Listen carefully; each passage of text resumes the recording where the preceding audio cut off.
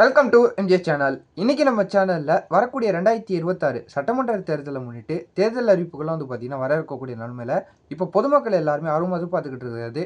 கடந்த சட்டமன்ற தேர்தலுக்கு இந்த நகைக்கடன் தள்ளுபடி, கல்வி கடன், பயிர்க்கடன் தள்ளுபடிலாம் பார்த்தீங்கன்னா அறிவிப்புகள் கொடுத்துருந்தாங்க.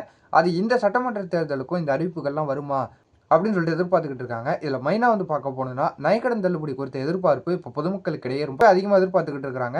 அதில் மெயினாக பார்க்கும்போது கடந்த சட்டமன்ற தேர்தலுக்கு நிறைய விதமான ரெஸ்ட்ரிக்ஷன் பார்த்தீங்கன்னா இந்த நகைக்கடன் தள்ளுபடி குறித்து கொடுத்துருந்தாங்க. அது அப்படியே இந்த 2026க்கும் அந்தந்த ரெஸ்ட்ரிக்ஷன்லாம் இருக்குமா அப்படிங்கக்கூடிய கேள்வி பார்த்தீங்கன்னா மக்களுக்கு இடையே இப்போ நிறைய இருந்துகிட்டு இருக்குது.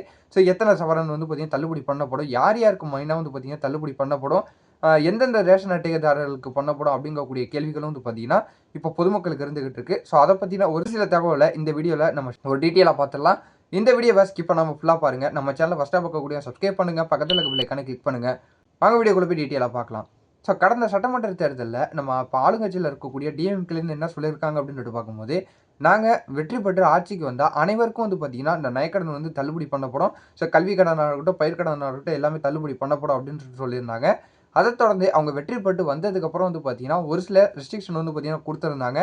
அதில் முக்கியமாக பார்க்க போனோம்னா 5 சவரன் வரையும் மட்டும்தான் பார்த்தீங்கன்னா தள்ளுபடி பண்ணப்படும். அதுலேயும் இன்னும் முக்கியமாக பார்க்க போனோம்னா ஒரு ரேஷன் அட்டையில் கிட்டத்தட்ட 7 பேர் இருக்கிறாங்கன்னா அதில் ஒருத்தவங்களுக்கு மட்டும்தான் இந்த நகைக்கடன்கிறது தள்ளுபடி பண்ணப்படும்.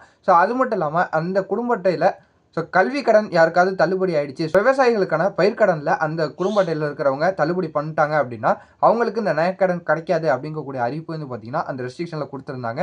அதுக்கப்புறமா வருமான வரி பார்த்தீங்கன்னா அவங்க செலுத்தினாங்கன்னா அவங்களுக்கு அந்த கிடைக்காது. அது மட்டும் இல்லாமல் அவங்களுக்கு சொந்தமாக கார் இருக்கக்கூடாது, வீடு இருக்கக்கூடாது அப்படின்னு சொல்லிட்டுலாம் ஒரு சில ரெஸ்ட்ரிக்ஷன் பார்த்தீங்கன்னா கொடுத்துருக்காங்க.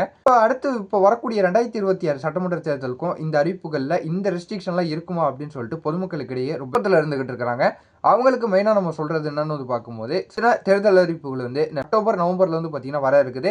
அதில் இதுக்கான முழுமையான அறிவிப்புலாம் பார்த்தீங்கன்னா நம்ம ஆளுங்கட்சியில் இருக்கக்கூடியவங்களா இருக்கட்டும், எதிர்கட்சிகளில் இருக்கக்கூடியவங்களா இருக்கட்டும் அவங்கவுங்க தேர்தல் அறிவிப்பு பார்த்தீங்கன்னா தெரியப்படுத்துவாங்க. இந்த வருடத்தில் மெயினாக பார்க்கும்போது எல்லாரும் சொல்லிக்கிட்டு இருக்க மாதிரி 3லேருந்து 5 சவரனுக்குள்ள நகைக்கடனுக்கான தள்ளுபடி கிடைக்கிறதுக்கு நிறைய வாய்ப்பு இருக்குது அப்படின்னு சொல்லியிருக்காங்க. வங்கியில் வச்சா மட்டும்தான் கிடைக்கும் அப்படின்னு சொல்லிட்டு ஒரு சில பொதுமக்கள் பார்த்தீங்கன்னா சொல்லிக்கிட்டு இருக்காங்க. மெயினாக கடந்த சட்டமன்ற தேர்தலையும் பார்க்கும்போது இந்த கூட்டுறவு வங்கியில் வச்சவங்களுக்கு மட்டும்தான் பார்த்தீங்கன்னா தள்ளுபடி பண்ணப்பட்டுச்சு.